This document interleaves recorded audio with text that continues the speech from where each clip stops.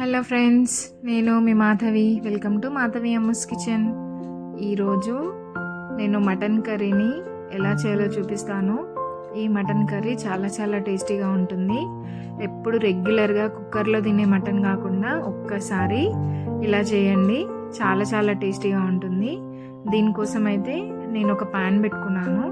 దాంట్లో కొద్దిగంత ఆయిల్ వేసుకొని గరం మసాలా వేసుకున్నాను. అవి ఫ్రై అయిన తర్వాత ఆనియన్స్ వేసుకున్నాను. ఆనియన్స్ ఫ్రై అయిన తర్వాత దాంట్లోకి కొద్దిగంత పుదీనా, కొత్తిమీర వేసుకున్నాను. దాంట్లోకి అలాగే పసుపు వేసుకున్నాను. కొంచెం అల్లం వెల్లిగడ్డ పేస్ట్ వేసుకున్నాను. ఇవన్నీ బాగా ఫ్రై అయ్యి పచ్చివాసన పోయిన తర్వాత కొంచెం అంతా కరివేపాకు వేసుకున్నాను. ఇప్పుడు నీట్గా వాష్ చేసుకున్న మటన్ని వేసుకొని బాగా కలుపుకున్నాను.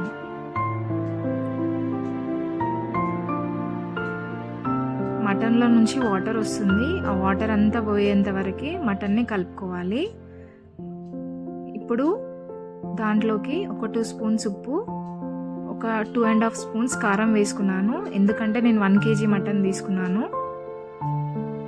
ఇప్పుడు అది బాగా ఫ్రై అయింది కదా. ఫ్రై అయిన తర్వాత దాంట్లోకి టమాటా వేసుకోవాలి. టమాటా వేసుకొని ఫ్రై చేసుకోవాలి. ఇప్పుడు దానిపైన మూత పెట్టేసి ఒక 15 మినిట్స్ పాటు సిమ్లోనే ఉడికించుకోవాలి. ఇప్పుడు దాంట్లో కొద్దిగంత వాటర్ పోసుకొని మళ్ళీ కలిపేసుకొని మూత పెట్టుకొని ఒక 45 మినిట్స్ వరకు ఉడికించుకోవాలి. మటన్ అనేది తొందరగా ఉడకదు కదా, సో అందుకోసమని సిమ్లో పెట్టి ఉడికించుకుంటే ఉడికిపోతుంది. ఇప్పుడు దాని తర్వాత దాంట్లోకి 1 స్పూన్ ధనియాల powder, 1 spoon garam masala powder వేసుకొని కలుపుకోవాలి.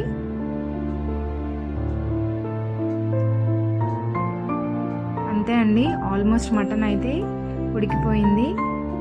నాకు ఎగ్జాక్ట్గా ఒక 45 to 50 మినిట్స్ పట్టింది ఇలా ఉడకడానికి.